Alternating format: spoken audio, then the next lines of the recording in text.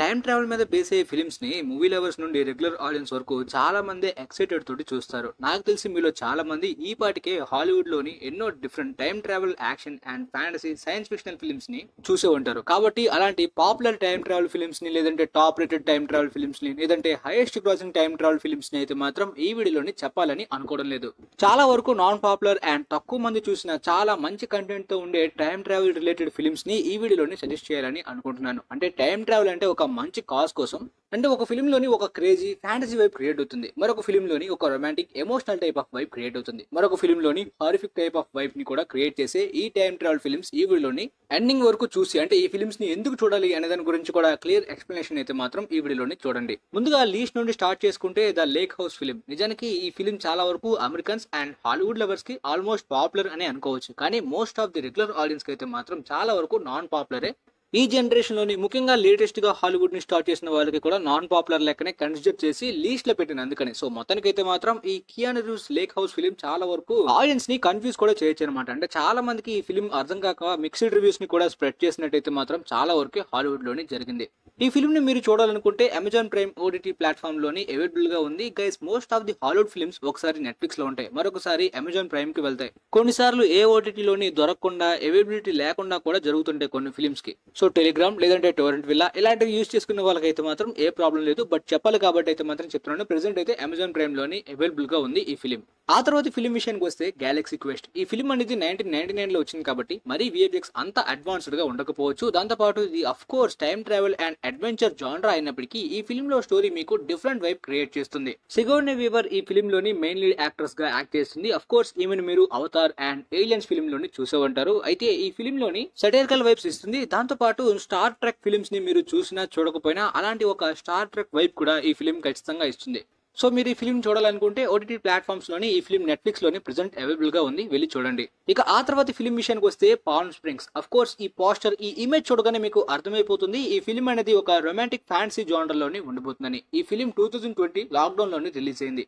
Time travel తో పాటు time loop elements గురించి కూడా మీలో చాలా మందికి తెలిసి ఉంటుంది. సో ఆ టైమ్ లూప్ మీదనే ఈ స్టోరీ అంతా కూడా బేస్ అయి ఉంటుంది. ఒక జాలీ అండ్ జాయ్ఫుల్ తో పాటు లాక్డౌన్ లో చూసుంటే చాలా మంది ఆడియన్స్ కి అయితే మాత్రం బాగా కనెక్ట్ అయింది అనమాట ఈ ఫిల్మ్. అంటే ఆ అట్మాస్ఫియర్, ప్లాట్ అంతా కూడా దానికి చాలా సిమిలారిటీగా కనెక్ట్ అయింది అనమాట అప్పట్లోని. బట్ రీసెంట్ గా రిలీజ్ అయిన ఈ ఫిల్మ్ కి రావాల్సిన పాపులారిటీ రాలేదు కాబట్టి నాన్ పాపులర్ టైప్ ఆఫ్ కేటగిరీలోనే ఈ ఫిల్మ్ అయితే మాత్రం చాలా మంది మన సబ్స్క్రైబర్స్ కి సజెస్ట్ చేస్తున్నాను. ఈ ఫిల్మ్ యొక్క డిస్ట్రిబ్యూషన్ హులు నుండి జరిగింది. మన ఇండియాలోని హులు స్ట్రీమింగ్ సర్వీస్ లేదు కాబట్టి ప్రెసెంట్ మన ఇండియాలో ఈ ఫిల్మ్ నెట్ఫ్లిక్స్ లోని అవైలబుల్ గా ఉంది, వెళ్ళి చూడండి. ఇక ఆ తర్వాత సజెస్ట్ చేయబోయే ఫిల్మ్ హ్యాపీ డెత్ డే. ఇదేంటి హ్యాపీ బర్త్డే లాగా హ్యాపీ డెత్ డే అని? నిజానికి ఈ టైమ్ ట్రావెల్ కాన్సెప్ట్ మీద హారిఫైయింగ్ అండ్ స్కారీ ఫిల్మ్స్ ని కూడా తీస్తే మంచి కిక్ ఇస్తుంది ఆడియన్స్ కి. బట్ అలాంటివి చాలా రేర్ గా జరుగుతుంటాయి కాబట్టి ఈ ఫిల్మ్ అయితే మాత్రం అలాంటి క్రేజీ ఎక్స్పీరియన్స్ ఆడియన్స్ కి ఇస్తుందనే సజెస్ట్ చేస్తున్నాను. అఫ్ కోర్స్ ఈ ఫిల్మ్ కూడా పెద్దగా పాపులర్ కాదు. మీరు చాలా సైకో క్యారెక్టర్ టైప్ లో ఉండే థ్రిల్లింగ్ ఫిల్మ్స్ ని ఎక్కువగా చూసుంటారు, కానీ టైమ్ లూప్ లో స్ట్రక్ అయ్యేలాంటి ఒక డిఫరెంట్ కాన్సెప్ట్ తో యాడ్ అయ్యేలాంటి ఇలాంటి థ్రిల్లర్ ని చూసుండరు.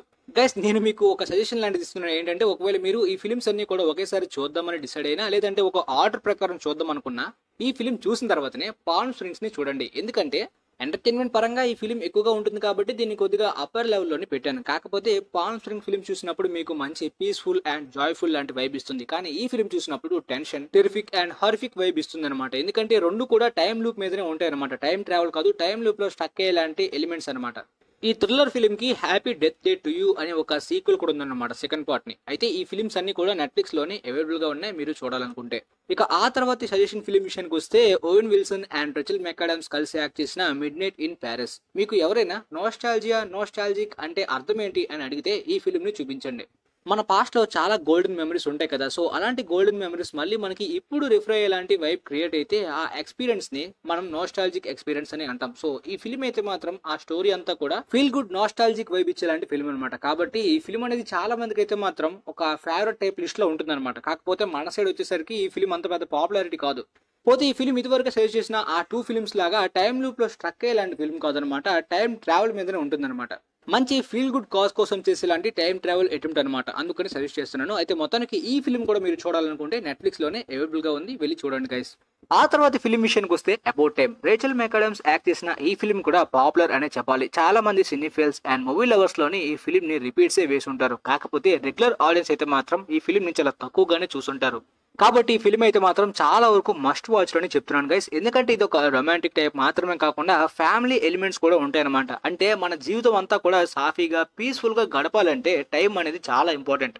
సో టైం ట్రావెల్ ఛాన్స్ ఉంటే చాలా మంది అది చేస్తా ఇది చేస్తా యాక్షన్ అడ్వెంచర్ అలాంటి ఎలిమెంట్స్ కాకుండా ఈ టైప్ లోని ఎమోషనల్ గా మనకి మంచిగా కనెక్ట్ చేసేలాంటి స్టోరీ టెల్లింగ్ ఇచ్చే ఫిల్మ్ ఈ అబౌట్ టైం. నాకు తెలిసినంత వరకు మీలో చాలా మంది ఈ పాటికి ఫిల్మ్ ని చూసే ఉంటారని అనుకుంటున్నాను. అయినా కూడా సజెస్ట్ చేస్తున్నాను, ఎంతో కొంతమంది అయినా చూడకుండా ఉంటారు కదా, వాళ్ళ వరకు రీచ్ అవుతుందని. ఒకవేళ చూడకపోతే మాత్రం చాలా తప్పకుండా చూడాల్సిన సినిమా ఇది. పోతే ఈ ఫిల్మ్ ని కూడా మీరు ఓటీటీలో చూడాలనుకుంటే నెట్ఫ్లిక్స్ లోని అవైలబుల్ గా ఉంది. ఇక ఆ తర్వాత ఫిల్మ్ విషయానికి వస్తే బిల్ అండ్ టెడ్స్ ఎక్సలెంట్ అడ్వెంచర్. నాకు తెలిసి చాలా మంది అయితే మాత్రం అమెరికాలోని ఒక పాప్ కల్చరల్ ఎలిమెంట్ గా ఈ ఫిల్మ్ టైటిల్ అయితే మాత్రం ఉంటుంది. కానీ మన ఇండియాలోని రెగ్యులర్ ఆడియన్స్ చాలా వరకు తక్కువగానే ఈ ఫిల్మ్ ని చూశారు. గైస్, ఎప్పుడైనా మీ ఫ్రెండ్ తో కలిసి సరదాగా ఒక మంచి ఫ్రెండ్లీ సినిమాని చూడాలనుకుంటే మాత్రం ఈ బడ్డీ కామెడీ సినిమాని మాత్రం చూడండి. చాలా మంచి ఎక్స్పీరియన్స్ తప్పకుండా ఇస్తుంది, మర్చిపోలేండి. ఈ బిల్ అండ్ టెడ్ ఫ్రాంచైజ్ లోని ఎక్సలెంట్ అడ్వెంచర్ తర్వాత బోగస్ జర్నీ, దాంతో పాటు రీసెంట్ గా అయితే మాత్రం ఫేస్ ద మ్యూజిక్ లాంటి ఫిల్మ్స్ వచ్చాయి. కాకపోతే ఈ ఫస్ట్ పార్ట్ ఎక్సలెంట్ అడ్వెంచర్ మాత్రం చాలా మంచి experience, almost back to the future లాంటి ఫిల్మ్ వైబ్ ని కూడా ఇస్తుంది. కాకపోతే ఆ ఫిల్మ్ చాలా పెద్ద పాపులారిటీని ఎర్న్ చేసుకుంటే ఈ ఫిల్మ్ అంత పెద్ద పాపులారిటీ వరల్డ్ వైడ్ గా ఎర్న్ చేయలేదు, కానీ అమెరికాలోని బాగా పాపులర్. మొత్తానికి ఈ ఫిల్మ్ కూడా నెట్ఫ్లిక్స్ లోని అవైలబుల్ గా ఉంది. ఓల్డ్ హాలీవుడ్ ఫిల్మ్స్ లోని ఫ్యాంటసీ కామెడీ ఫ్యామిలీ జోనర్ లో వచ్చే ఫిల్మ్స్ ఇచ్చే ఎంటర్టైన్మెంట్ మామూలుగా ఉండదు అనమాట. సో మిస్ అవ్వకుండా చూడండి. ఇక ఆ తర్వాత ఫిల్మ్ విషయానికి వస్తే ground hog day, one of the best time travel classic films లోని ఈ ఫిల్మ్ ఖచ్చితంగా ఉంటుందన్నమాట. కాకపోతే మన ఇండియన్ సైడ్ వరకు చాలా వరకు నాన్ పాపులర్ అనే చెప్పుకోవాలి అండ్ మస్ట్ వాచ్ ఫిల్మ్ అనమాట. మోస్ట్లీ మీరు చిన్నప్పుడు యాక్టర్ బిల్ మురే గారి ఫిల్మ్స్ చూస్తుంటే చాలా మంచి కామెడీ ఎక్స్పీరియన్స్ ఇస్తుంది. ఈ ఫిల్మ్ లోని అలాంటి అల్టిమేట్ కామెడీతో పాటు ఒక క్రేజీ కాన్సెప్ట్ కూడా ఉంటుంది. కాబట్టి ఈ ఫిల్మ్ అన్ని type of audiences and families కలిసి చూడగలిగిన ఫిల్మ్. వీడియో స్టార్టింగ్ లోనే top rated and critical acclaimed films ని మెన్షన్ చేయనని ఎందుకంటే అవన్నీ కూడా మోస్ట్లీ మెయిన్ స్ట్రీమ్ పాపులారిటీని ఎర్న్ చేసిన ఫిల్మ్సే. బట్ ఈ ఫిల్మ్ అంత వరకు కాదు, ఎందుకంటే ఇది కొద్దిగా ఓల్డ్ ఫిల్మ్ కాబట్టి ఈ జనరేషన్ లోని తక్కువ అని అనుకున్నాను. 1993 లోనే వచ్చింది, మరి అంత ఓల్డ్ కాదు. బట్ ఖచ్చితంగా చూడాల్సిన ఫిల్మ్ ఇది. ఇది కూడా నెట్ఫ్లిక్స్ ప్లాట్ఫామ్ లోనే అవైలబుల్ గా ఉంది, చూడాలనుకుంటే చూడండి.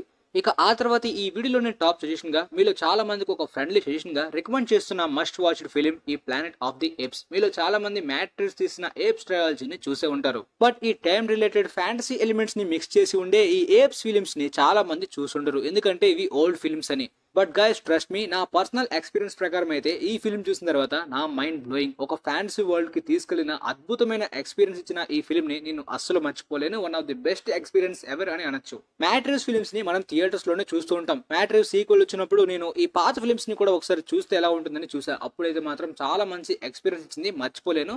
పాస్ట్ ఫ్యూచర్ అనేది మనం అన్ఎక్స్పెక్టెడ్ గా మన ఎర్త్ మీద ఫేస్ చేస్తే ఎలా ఉంటుంది అనే ఒక ఫ్యాంటసీ ఎలిమెంట్స్ అనమాట. వానర జాతి అనే ఫ్యాంటసీ మీద వీళ్ళు ఎంతో మందికి క్యూరియాసిటీ ఉంటుంది. అలాంటి వైపు తో ఈ ఫిల్మ్ చూస్తే ఇచ్చే కిక్ మామూలుగా ఉండదు. 1968 లోనే ఇలాంటి సినిమాని ఎలా తీసారా బాబు అన్నంత షాక్ అవుతారు. ఈ ఫిల్మ్స్ కి సీక్వెల్స్ గా మరొక 4 ఉండే అనమాట, మొత్తంగా 5 ఫిల్మ్స్. మీరు ఈ ఒక్క ఫిల్మ్ చూసిన తర్వాత మిగిలిన సీక్వెల్స్ అన్ని కూడా చూడకుండా ఆగలేరు, అలాంటి సస్పెన్స్ క్రియేట్ అవుతుంది. వీలైతే ఈ ఫ్రాంచైజ్ యొక్క గ్రేట్ అప్రిషియేషన్ గురించి ఒక సపరేట్ వీడియోనే ఇంకొకటి చేయాలని కూడా నాకుందనమాట. గైస్, కేవలం టైం ట్రావెల్ లాంటి క్రేజీ ఎలిమెంట్ మాత్రమే కాకుండా ఒక అద్భుతమైన ఫ్యాంటసీ ఎలిమెంట్ గురించి అయితే మాత్రం ఈ ఫిల్మ్ ని మిస్ కాకుండా చూడండి. అయితే ఈ ఫిల్మ్ ఎందులో అవైలబుల్ గా ఉందంటే అమెజాన్ ప్రైమ్ వీడియోలోని, తప్పకుండా చూడండి అని సజెస్ట్ చేస్తున్నాను. ఇక ఈ 5 ఫిల్మ్స్ తర్వాత 2001 లోని మార్క్ వాల్బర్గ్ యొక్క planet of the apes film కూడా ఒకటి ఉంటుంది, అది వీటికి రీబూట్. ఆ తర్వాత మ్యాట్రిక్స్ తీసిన ఆ ఏప్స్ ట్రయాలజీ అనేది దానికి రీబూట్ అనమాట.